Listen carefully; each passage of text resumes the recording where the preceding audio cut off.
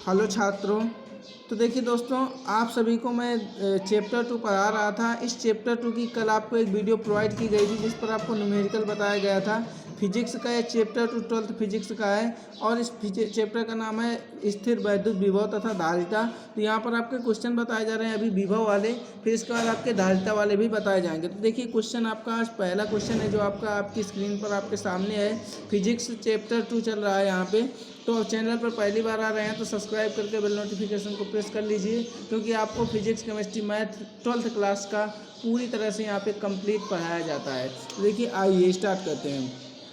देखिए कह रहा है 9 माइक्रो कूलाम के एक बिंदु आवेश से 5 मीटर की दूरी पर 2 माइक्रो कूलाम का दूसरा बिंदु आवेश वायु में रखा हुआ है। इसके कहने का मतलब है कि 9 माइक्रो कूलाम का एक बिंदु आवेश है, उससे 5 मीटर की दूरी पर एक दूसरा 2 माइक्रो कूलाम का आवेश रखा हुआ है, जो कि वायु में रखा गया है। किस में रखा गया है? वायु में रखा गया है। अब देखिए इससे कोई मतलब नहीं कह रहा है हमको। अब हमें ज्ञात क्या करना है, उस पर आइए। कह रहा है इन दोनों से 3 मीटर की दूरी पर। देखिए ये जो 5 मीटर की दूरी पर स्थित है, सपोज करिए कि यहाँ स्थित है और एक यहाँ स्थित है, इनके बीच की दूरी है 5 मीटर। लेकिन ये कह रहा है कि इन दोनों से 3 मीटर की दूरी पर, सपोज करिए इसको हम बढ़ा दें यहाँ पे 3 मीटर, तो यहाँ पे हमें इसकी दूरी ज्ञात करना है। 3 मीटर की दूरी पर स्थित बिंदु पर विभव की गणना करना है। किसकी गणना करना है? विभव की। तो देखिए आइए स्टार्ट करते हैं। तो सबसे पहले हमें दिया गया है 9 माइक्रो कूलाम का आवेश। तो Q बराबर हम लिखेंगे तो 9 माइक्रो कूलाम। अब हम लोग इस माइक्रो को रिमूव करेंगे, तो जब माइक्रो को हटाया जाता है तो 10⁻⁻6 से गुणा करा देते हैं। तो ये हो जाएगा 9 × 10⁻⁻6 और एक कूलाम ऐसे ही लिखा रहेगा। क्यू का मात्रक है। देखिए 2 आवेश यहाँ पे दिए गए हैं, इसलिए हम इसको Q1 मान लेते हैं और एक को Q2 मान लेते हैं। तो यहाँ से Q1 बराबर हो गया और एक Q2 बराबर दिया गया है 2 माइक्रो कूलाम। तो यहाँ पे हम 2 × 10⁻⁻6 इस माइक्रो को मैं डायरेक्ट रिमूव कर दूंगा। 2 × 10⁻⁻6 कूलाम हो गया। ठीक है, इसके बाद और क्या दिया गया? देखिए कह रहा है कि इन दोनों से 3 मीटर की दूरी पर, हमें ये इस दूरी से कोई रिलेशन नहीं है, ये इतनी दूरी पर कह रहा है स्थित हैं। देखिए ये मैंने बताया ना, एक यहाँ पे स्थित है और एक यहाँ पे स्थित है, तो इनके बीच की दूरी 5 मीटर है। अब हमें जो दूरी ज्ञात करना है, इन दोनों गोलों से दूर 3 मीटर की दूरी पर ज्ञात करना है। तो दूरी यहाँ पे देख सकते हैं। देखिए ये मैंने बताया कि एक गोला, एक बिंदु यहाँ पे स्थित होगा आपका आवेश और एक यहाँ पर स्थित होगा। अब बात ये आती है कि इनके बीच की जो दूरी है, सवाल कह रहा है वो 5 मीटर है, लेकिन अब हमें इनके बीच की दूरी से नहीं निकालना है। कह रहा है इनसे 3 मीटर की दूरी पर। तो इनसे 3 मीटर की दूरी पर हम इधर चलती है, तो यहाँ की दूरी हमें फाइंड करना है। अब देखिए क्वेश्चन देखते हैं। तो यहाँ पे कितनी दूरी दिया है? 3 मीटर की दूरी दिया गया है। ठीक है, तो इस दूरी को मैं तुरंत लिख लेता हूँ। तो R बराबर दिया गया है 3 मीटर। अब देखिए पहले नंबर पे कह रहा है विभव का फार्मूला। देखिए Q1 से विभव का जो फार्मूला होता है, V बराबर 1/4πε0 Q/R। क्या होता है? Q/R। तो सबसे पहले देखिए Q1 है और Q2 है। तो यहाँ पे हम लोग Q1 को निकालेंगे, तो यहाँ पे इसे हम V1 कर देंगे। ठीक है, तो V1 = 1/4πε0 का जो मान होगा तो हो जाएगा 9 × 10⁻9। इसके बाद Q1 का मान है 9 × 10⁻⁻6। यहाँ से देख सकते हैं ये लिखा गया है। और ये अपान R की वैल्यू हमारे पास कितनी दी गई? 3। यहाँ से 3 त्रिकोण, इसको हम कैंसिल कर देंगे।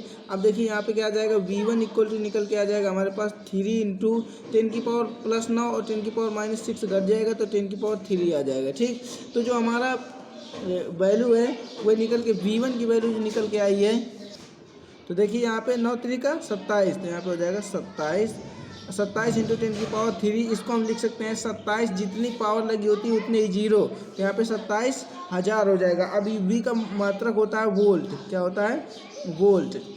अब देखिए मैं इतनी सी यहाँ पे इस जगह पे दूसरा निकाल देता हूँ। अब देखिए यहाँ पे Q2 आवेश दिया गया है, तो इसके लिए हम लोग V2 निकाल लेंगे। तो V2 = हो जाएगा 1/4πε0 और Q2/R। क्या हो जाएगा? Q2/R। तो V2 अब 1/4πε0 का मान होता है 9 × 10⁻9 और इसको Q2 का वैल्यू हमें दिया गया है 2 × 10⁻6 माइनस का, तो 2 × 10⁻6 और अपान में होता है R। तो R की वैल्यू कितनी यूज करेंगे? 3, क्योंकि 3 मीटर दूरी पर रखना है।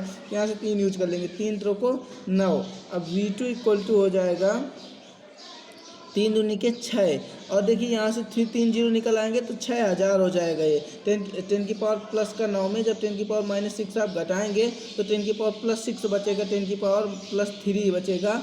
तो 10 की पावर +3 मैंने 3 जीरो लगा दिए इसकी तरह, तो ये बन गया 6000 वोल्ट। ठीक है, अब देखिए यहाँ पे हम लोग दोनों आवेश थे, तो दोनों आवेशों के लिए हम विभव जो है परिणामी विभव निकाल लेंगे। ठीक है,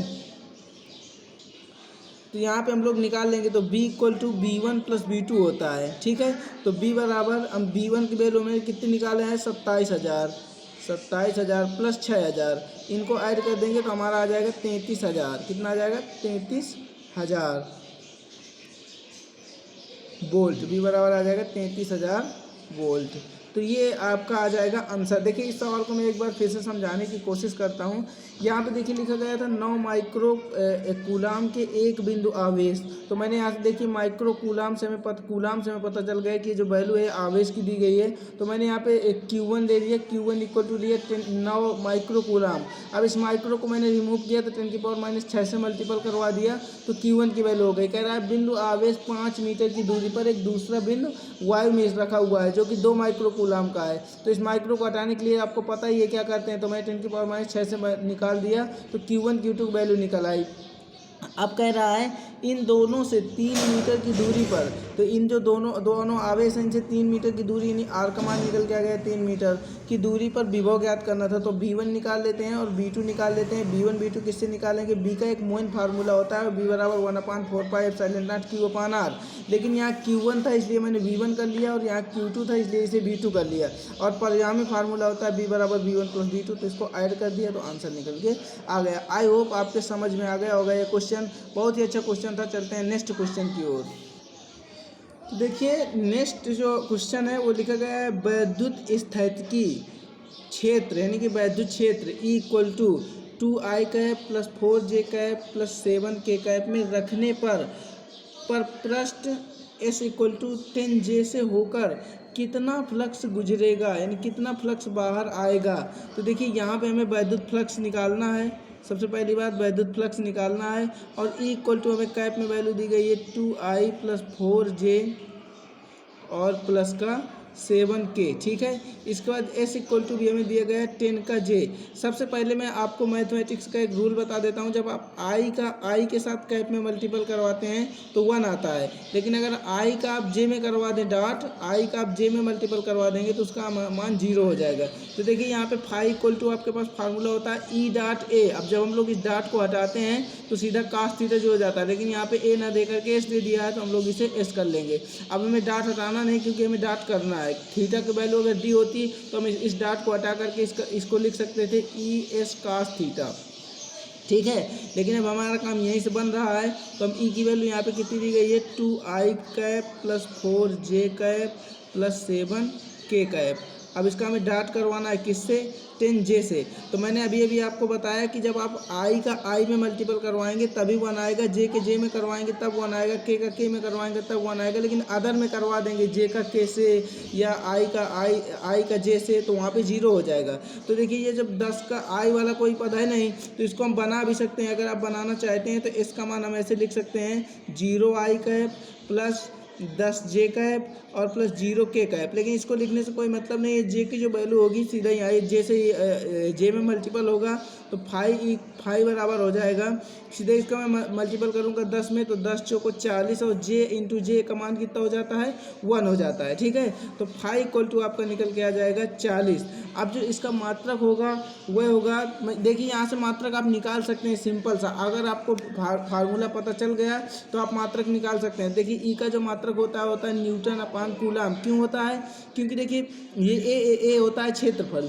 यहाँ पे जो ई दिया गया था ई बराबर एक फार्मूला होता है F/Q। तो अगर ई का मान आप मात्रक आप उससे निकालेंगे तो F का होता है न्यूटन और Q का होता है कूलाम, तो ई का हो गया न्यूटन कूलाम। अभी ए मैंने बताया था ना E.A, तो ए होता है क्षेत्रफल, तो इसका होता है मीटर स्क्वायर। तो अगर आप इसका मात्रक लिखना चाहें तो न्यूटन मीटर स्क्वायर पर कूलाम स्क्वायर, ये भी मात्रक होता है, इसे भी कोई काट नहीं सकता। तो आई होप दोस्तों आप समझ चुके होंगे कि किस प्रकार से मैंने आपको 2 सवाल बताए, बेहतरीन सवाल बताए।